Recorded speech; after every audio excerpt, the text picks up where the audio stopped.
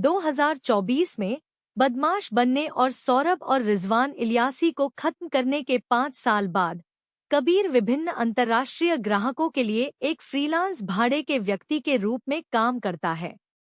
Japan में एक gangster की हत्या करने के बाद वह जर्मनी में एक ग्राहक से मिलने जाता है, जो उसे नशीली दवाएं देता है और भारत ले जाता है, जहां उसे काली कार्टेल से मिलवाया जाता है, एक शक्तिशाली आपराधिक सिंडिकेट जिसमें भारत और उसके पड़ोसी देशों के सदस्य शामिल होते हैं, जिसका लक्ष्य भारत सरकार में घुसपैठ करना और उसे नियंत्रित करना है।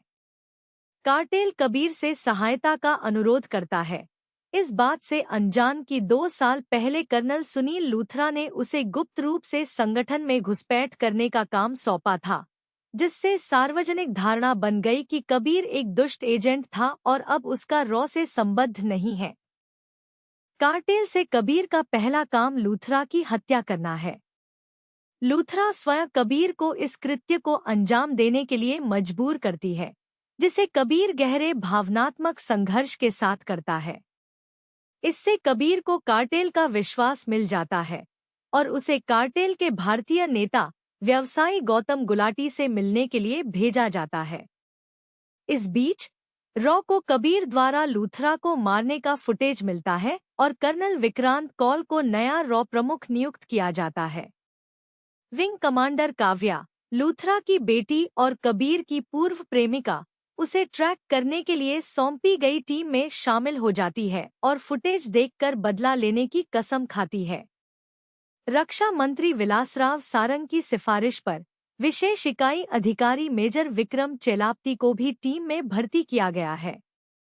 बाद में कबीर को स्पेन में ट्रैक किया गया, जहां वह अपनी दत्तक बेटी रूही से मिलने गए थे। विक्रम एक हाई स्पीड ट्रेन में कबीर का पीछा करता है, लेकिन ट्रेन के दुर्घटनाग्रस्त होने से कुछ क्षण पहले उसे भागने देता है। खालिद की मां के साथ रूही की सुरक्षा सुनिश्चित करने के लिए कबीर और रूही खालिद के घर जाते हैं।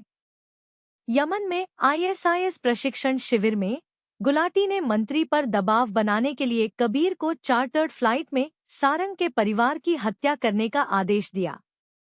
कबीर द्वारा जानबूझकर छोड़े गए सुराग के बाद विक्रम उससे अकेले में मिलता है और कबीर के मिशन के बारे में सच्चाई जान लेता है और उसकी सहायता करने के लिए सहमत हो जाता है। कबीर एक गुप्त बमवर्षक के साथ उड़ान का अपहरण कर लेता है और विक्रम की मदद से हमलावरों को मार डालता है। हालांकि विक्रम खुद को कार्टेल के सदस्य के रूप में प्रकट करता है, उनकी हत्या कर देता है, कबीर को विमान से बाहर निकाल देता है और उसे गुप्त रूप से काबू कहकर संबोधित करता है, जिससे कबीर को अपने परेशान अतीत की याद आती है। 1999 में 14 वर्षीय कबीर अपने विधवा पिता के आत्महत्या करने के बाद मुंबई की झुग्गियों में बेघर हो गया। वह रघु से दोस्ती करता है और दोनों को एक डकैती के दौरान गिरफ्तार कर लिया जाता है। अंततः दोनों एक किशोर हिरासत केंद्र में पहुंच जाते हैं। लूथरा, जो उस समय सेना का मेजर था, कैदियों को सेना में शामिल होने के लिए प्रेरित करने के लिए जाता है। कबीर और रघु शारीरिक परीक्षण में सफल हो जाते हैं, लेकिन देश पर खुद को प्राथमिकता देने के कारण भावनात्मक मूल्यांकन में रघु विफल हो जाता है। कबीर लूथरा के समर्थन से सेना में भर्ती हो जाता है और रघु को पीछे छोड़ देता है। ठगा हुआ महसूस करते हुए रघु हिरासत से भाग जाता है और रघु कोई और नहीं बल्कि विक्रम चेलाप्ती है। वर्तमान में कबीर अबू धाबी में गुलाटी को ट्रैक करता है और उसकी हत्या करने का प्रयास करता है। रघु हस्तक्षेप करता है, गुलाटी को मार देता है और रॉ की नज़र में कबीर को हत्या के लिए दोषी ठहराता है।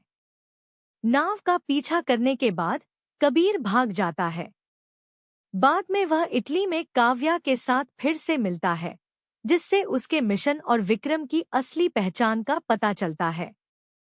जब काव्या सारंग को सचेत करने की कोशिश करती है, तो जोड़े पर हमला हो जाता है और उन्हें एहसास होता है कि सारंग खुद कार्टेल का हिस्सा है।